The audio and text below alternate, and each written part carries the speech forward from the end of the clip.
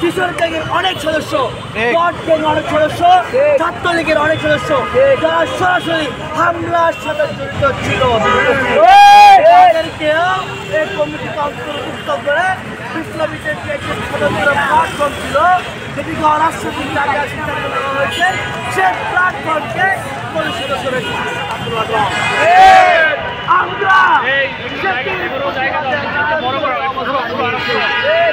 আমরা জানেন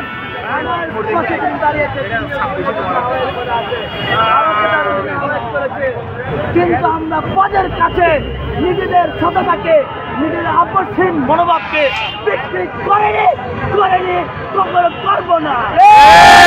অনেককে কমিটি দেওয়া হয়েছে, কিন্তু আমাদের কাছে কমিটি ডাজ নট ম্যাটার। আমাদের কাছে আমাদের ভাই শহীদ ওয়াসিমের রক্ত কাছে পয়সা শান্তর রক্তকে ম্যাটার করে, আমাদের কাছে কোনো কমিটি ম্যাটার নয়।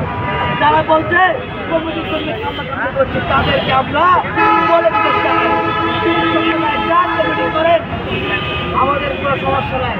কিন্তু যে সমস্ত বিপ্লবীরা রক্ত দিয়েছে, সে সমস্ত বিপ্লবীদের মতামতের উপর যদি আপনার মতামতের উপর আপনারা যদি তুলা মারতে চান বা তাদের মতামতকে গুরুত্ব না দিয়ে চাঁদাবাজদের দিয়ে, কিশোর গ্যাং দিয়ে, ডট গ্যাং দিয়ে কমিটি করতে চান, কোন কমিটির অস্তিত্ব রাখা হবে না। কমিটি অস্তিত্ব রাখবো না। যখন দেখবো বিপ্লবীরা আছে, আমার ভাইরা আছে, কোনো চাঁদাবাজ নাই, কোনো টেন্ডারবাজ নাই, কোনো ছাত্রলীগ সদস্য নাই, আমরা আমাদের কমিটি মেনে নেব, ঠিক আছে? এটা প্রশ্ন